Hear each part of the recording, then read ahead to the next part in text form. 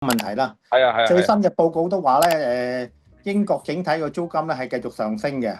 係咁頭先你有提到啦，我哋合資買咗一間萬城嘅物業管理公司，生意都好咗好多啦。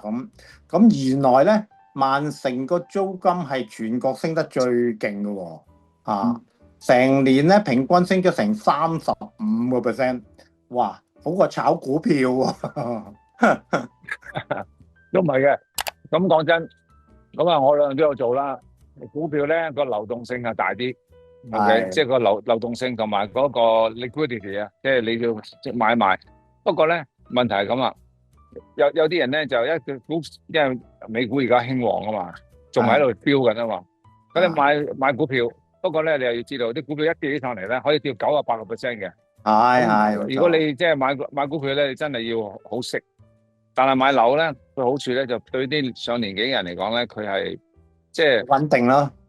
係話相對穩定啲。咁而穩定裏邊咧，英國咧就梗係曼城係相對最穩定啦。因為倫敦嘅樓都跌緊㗎，倫敦嘅樓都跌咗，老實㗎。嗯。咁啊係曼城嘅樓咧就個租金升嗰個買賣咧就冇以前咧香港人湧去嗰陣時咁熾，但係個租金升就都幾明顯嘅。係啊，我哋都有時啲 agent，我哋自己，譬如而家我哋俾翻自己 agent 做啦。佢話加租好唔好啊？我話好，佢話好啊，咁咪同你加啦咁，好似好簡單咁喎。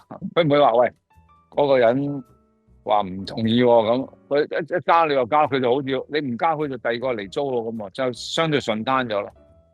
即係你一家都好快去到嘅啲單位。係啊，都即係其實我冇話，我鬼知咩？有時我都冇理。咁嗰啲 agent 話，即係話咁同佢加啲咯，好唔好啊？加幾個 percent 我好啊咁。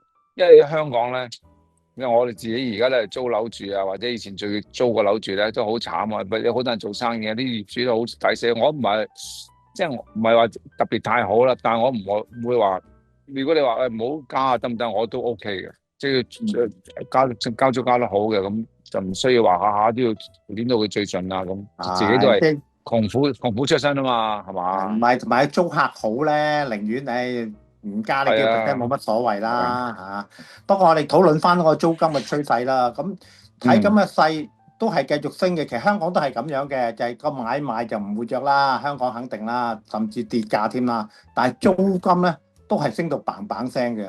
咁係啊，對於英國嚟講，特別係曼城啦，佢嘅因素喺邊度咧？又因為而家係好多英國人咧都 move 咗去曼城，嗯即係好多周邊嘅人啊，即係誒點講啊？咁你大佬仍然都係啦，佢嘅樓價平均尺價咧係大佬係平咗一半有多嘅。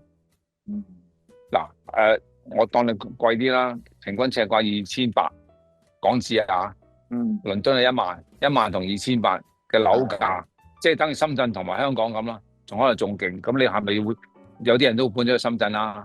嗯。